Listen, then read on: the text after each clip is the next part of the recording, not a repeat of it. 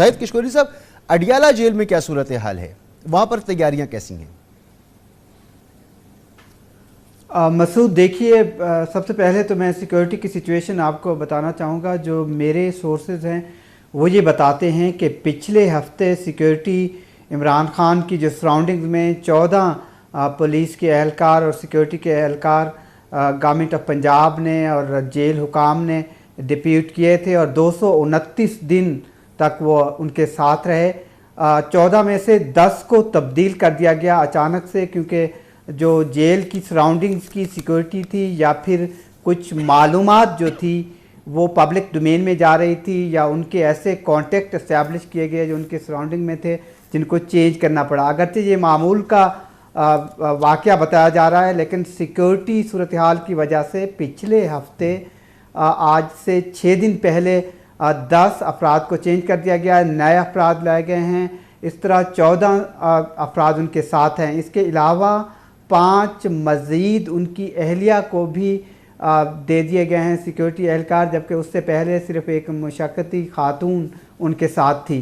तो सिचुएशन वहाँ पर मामूल की जो टिल फर्दर ऑर्डर तक किसी की मीटिंग्स नहीं हो रही प्रिजन में, और अदालत का जो हुक्म है वो मकामी जुडिशरी के तवस्सुस से जेल इंतज़ामिया ने सब चीज़ कंप्लीट कर ली हुई है।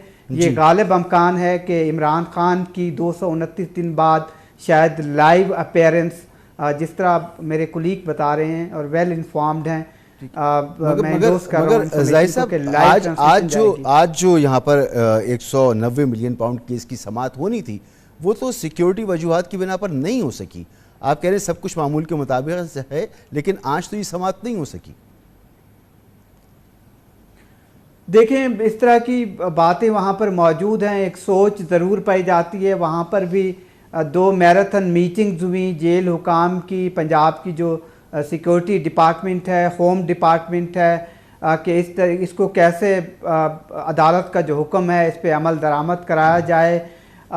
ये हो सकता है कि शायद इस तरह की तकनीकी मसाइल सामने आए। अदालत ने तो प्रोसीडिंग सुनने के लिए भी मरकज़ी, क्योंकि वो पिटिशनर हैं, इसमें इम्पॉर्टेंट केस है, अगर ये केस इमरान खान के ख़िलाफ़ आता है तो एक पिंडोरा बॉक्स खुल जाएगा, सारे केसेस दोबारा खुलेंगे। और अगर इनके हक़ में फ़ैसला मिसाल के तौर पर उड़ा देती है अदालत, तो फिर तो इमरान खान को फ़ायदा है इस केस में, क्योंकि 2 केसेस में इम्पॉर्टेंट केसेस थे और वो इस नए कानून की रोशनी में उसको बहुत फ़ायदा होगा और लगता है कि वो ग्रेटर काज के लिए खड़े हैं। ठीक। आमिर सईद अब्बासी साहब, फरमाइएगा कि इससे कबल नैब तरमीम केस की आखिरी समाअत 31 अक्टूबर 2023 को हुई थी और फिर ये जो है तकरीबन 7 माह के बाद अब समाअत हो रही है, तो इतना वक्त क्यों आया? उस वक्त भी कहा गया था कि इमरान खान जो है उनको वीडियो लिंक के जरिए पेश किया जाए, लेकिन फिर 7 माह का गैप आ गया।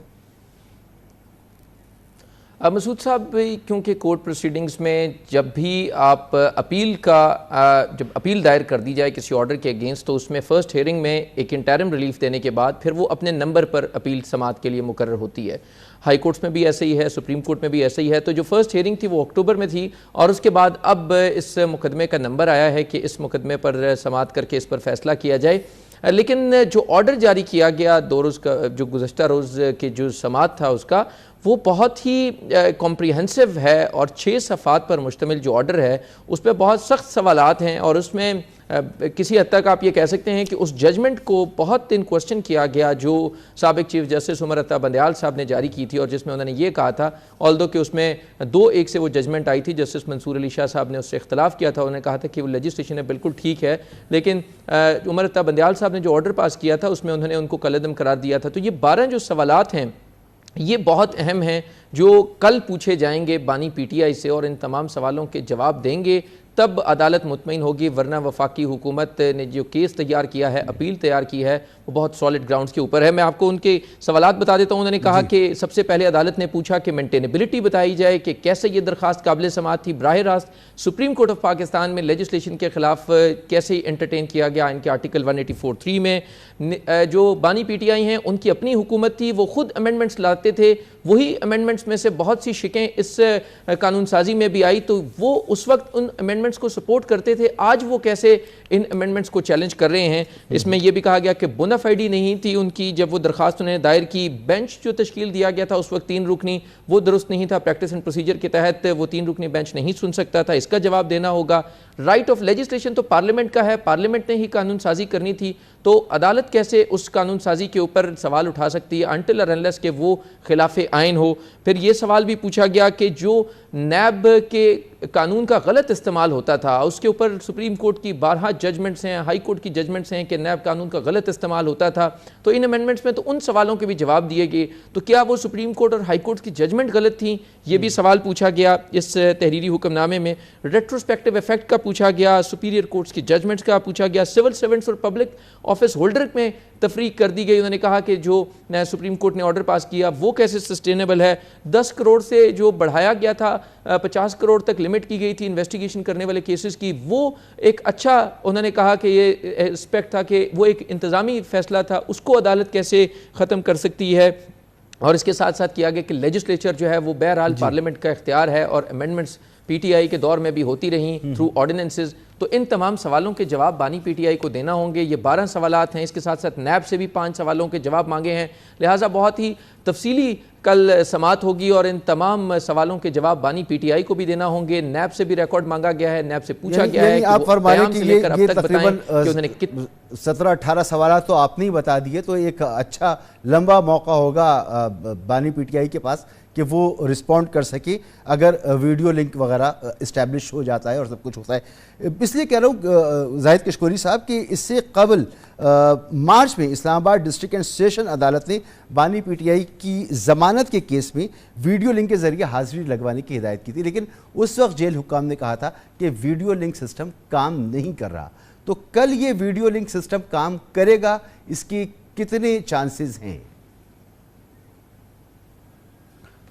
मसूद 50-50 हैं। हो सकता है काम ना करे क्योंकि जो सिक्योरिटी की सिचुएशन सराउंडिंग्स में है, यूजुअली जैमर्स होते हैं। अगर आप अडियाला जेल के अहाते में जाएं तो आपको एक अंदाज़ा होता है। तो 50-50 की सूरत हाल है।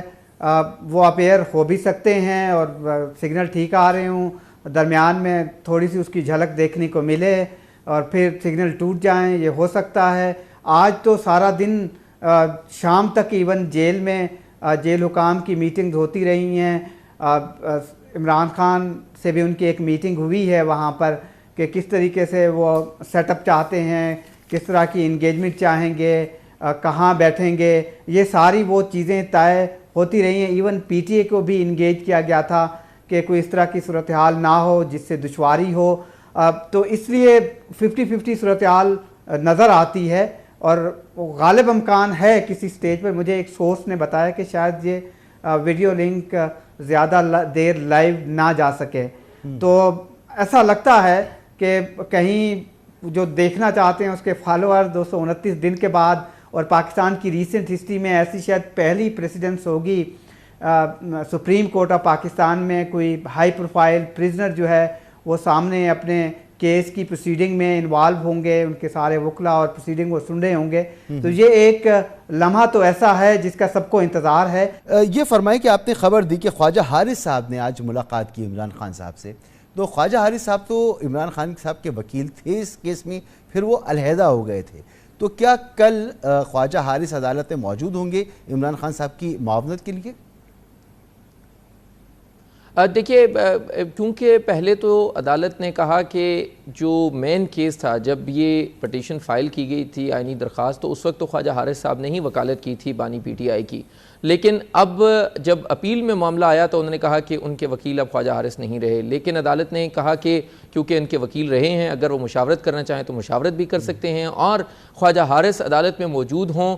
ये अदालत ने अपने हुक्मनामे में भी कहा है। उन्होंने कहा कि अगर उनकी कोई फ़ीस होगी तो वो भी अदालत देने के लिए तैयार है, लेकिन उनकी अदालत में मौजूदगी बड़ी ज़रूरी है क्योंकि अदालत उनसे भी इन सवालों के जवाब चाह रही है। और पहले ये भी राय दी गई जस्टिस अतर मिनल्ला साहब की तरफ से कि अमाइकस मुकर्रर कर दिया जाए अदालती मुआविन, लेकिन क्योंकि चीफ जस्टिस ने कहा कि नहीं, क्योंकि वो एक पार्टी की तरफ से पेश हो चुके हैं, लिहाजा वो अब शायद अमाइकस के तौर पे पेश ना हो सकें। लिहाजा अदालत ने कहा कि वो असिस्ट ज़रूर करें इन सवालों के जवाब, अगर वो बानी पीटीआई के वकील ना भी हों तो इनफरादी तौर के ऊपर वो अदालत की मुआवनत करें। लिहाजा ख्वाजा हारिस भी कल मौजूद होंगे, बानी पीटीआई अपने आर्गूमेंट्स खुद देंगे। उन्होंने आज मुलाकात ज़रूर की अपने वकील से और ख्वाजा हारिस मौजूद थे, उन्होंने 30 मिनट तक मुलाकात। तो आपने तफसील से बता दिया। जाहिद किशोरी साहब, आप कुछ कहना चाह रहे थे, ज़रा जल्दी से फरमाइएगा, वक्त थोड़ा कम है।